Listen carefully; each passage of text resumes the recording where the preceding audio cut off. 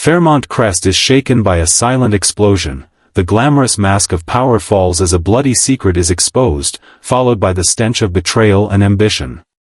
When Dani gets her hands on the incontrovertible evidence that Andre and Naomi had a child together, the entire hierarchy that the upper class has tried to build here suddenly collapses like broken glass, revealing cracks that have been hidden by drinking, money, and cold handshakes.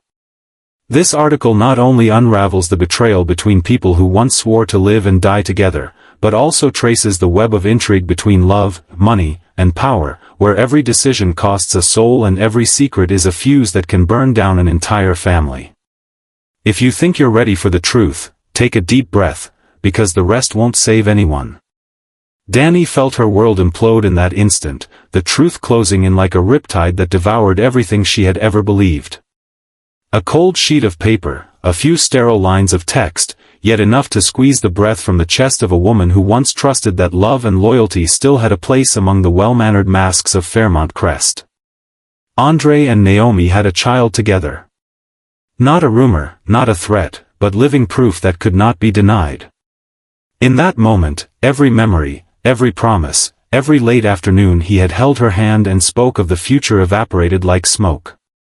What remained was disgust and a betrayal running through every nerve fiber, blurring the border between reality and the illusions she had built to deceive herself for so long. She remembered the times Andre dodged her gaze, the meetings that ended with strange abruptness, the nights he claimed he was tied up in Baltimore. She had defended him then, tried to believe he was buckling under Dupree pressure, that the tiny doubts she nursed were nothing more than baseless jealousy. But now everything collapsed into a chilling logic.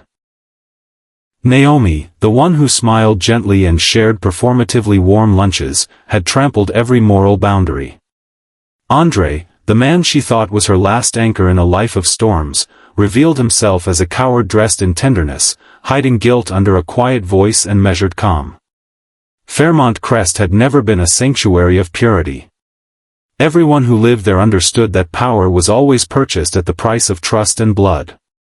Dani had watched enough people fall, lose everything over a single secret revealed. But she never believed that day would come for her, that the blade would be driven by the very hand she had once protected. Andre's betrayal was not merely of the body, it was spiritual, a severing of faith, as he chose Naomi, the woman he had publicly mocked, the enemy of the Dupree family. The contradiction drove Dani to the brink. She could not accept that he had chosen feeling over duty, or worse, that he had leveraged Naomi to gain something she had not yet fully seen. The longer she thought, the more the layers of conspiracy rose around her. Everyone in Fairmont Crest had a reason to lie, to hide, to survive. Naomi might not be the casualty of a fleeting desire but a piece in a larger scheme, possibly orchestrated by Anita or Vernon. Dani remembered overhearing their hushed calculations about consolidating control over the Dupree Foundation and cutting loose anyone who no longer served a purpose. Andre, with his climbing political ambitions, might have bartered his honor to protect his station inside the family, using Naomi as a biological tether to solidify a blood link and secure an inheritance Dani could never claim. In sleepless nights, Dani stared at her reflection and no longer recognized it. The eyes had shed their light, in their place lay the dense darkness of a vengeance learning to breathe. She was no longer the woman waiting for rescue. She was the wounded thing that had learned to turn pain into a blade. She started collecting evidence. Old voice notes, forgotten fragments, the tiny details she had dismissed when trust still buffered her. She uncovered truth in minutiae, abnormal transfers, clandestine appointments, older photographs Andre had refused to show her. Each proof was another thrust of the knife, and yet also a shard of the larger image she needed to see the game whole. Naomi, by contrast, lived in the illusion of victory. In her eyes, the child was the proof of love, an emblem of connection, a clean beginning carved from lives in ruin. But Naomi did not yet understand that in Fairmont Crest no love came without conditions, no life entered this world without purpose attached. That child was a binding rope, a weapon to secure Andre's hold, the final card in a deck where Dani realized she had always been a pawn.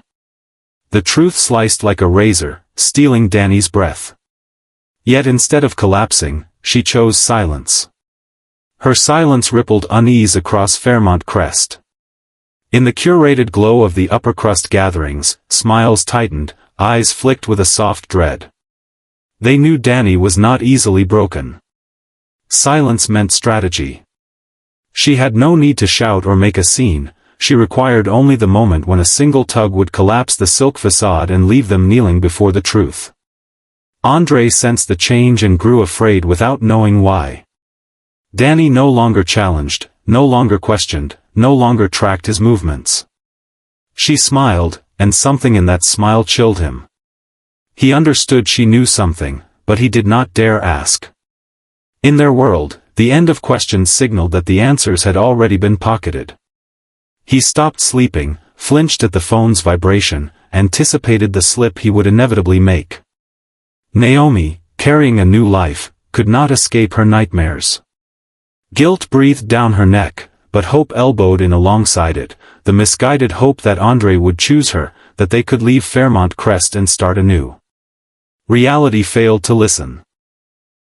Andre never intended to leave. He understood Naomi as a subroutine in a larger plan, the plan he needed to neutralize Dani and seize control of the Dupree Foundation as Vernon weakened. He thought he could manage them all, mask his sins behind soft promises. He misjudged the force of the woman he betrayed. Dani understood that haste would ruin her. In the calculus of power, patience was the most merciless tool. She staged everything in fine grain, the intermediaries, the seeded whispers, the leaks spaced like metronomes in the town's rumor mill. She learned how to make Naomi distrust herself, how to make Andre corrode under fear and guilt. Their private bond began to fissure. Naomi felt watched, Andre suspected a traitor in their midst. Dani waited, watching them lower each other into the pit. But the battlefield could not be restricted to the heart. Dani reached for the outcasts, the ones the Duprees had discarded. She revived old resentments, tallied bad debts, and converted herself into the node of a shadow alliance. Fairmont Crest shuddered under targeted leaks, drifting documents, and balances shrinking from the Foundation's accounts. Dani never needed to stand in the spotlight, she needed only to light the match. By the time Andre glimpsed the plan in full, he was too late. The edifice he'd stacked, reputation, leverage, the husk of integrity, fell in a handful of days. Naomi panicked at the sight of his unraveling while Dani stood among the wreckage like a stranger to them both. In place of pain lay emptiness. She had won, but the victory tasted like ash. She had traded too much, stripped the last tender corner from her soul to keep living in this place. What remained was a question with teeth: would Dani stop here, or would she wield her newly seized authority to refashion Fairmont Crest in her image? Naomi, with an unborn child and a path narrowing by the hour, would have to choose between flight and confrontation. Andre, emptied of everything that had once named him, would have to decide if vengeance was worth the scraps of self he had left. And the child, symbol and symptom of betrayal, ambition, blood, and guilt, hung above them like a curse to be inherited by the next generation of Duprees.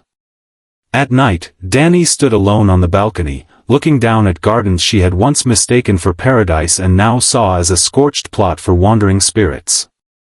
She recognized that no one here was innocent, herself least of all. But this time, she held the secret. And in Fairmont Crest, the one who holds the secret is the one most likely to outlast the storm. The night ended without the promise of a gentle dawn for anyone. Dani stood on the balcony, her fingers gripping the railing as if to drain away the last of her humanity, looking down at the flourishing garden cut through by paths like cold slashes of fate. Inside her was no longer a raging storm, but a calm surface hiding a deep abyss where all plans had been named, all boundaries erased in exchange for a new order. In another room, Naomi huddled in a leaden silence, listening to the heartbeat of the unborn, both her last comfort and the mirror of decisions she could not take back, each breath a contract, each fear a stamp on the future. Andre sat at his cluttered desk, papers, accounts, pledges, and connections that had once yielded power now turned into blades, leaving a groaning void between his proud ego and the figure of a man who could no longer control the game. Fairmont Crest was still lit, its windows like the pupils of an ancient creature that witnessed all evil without judging, because here justice was just a mask for the party and truth was always valued by the moment.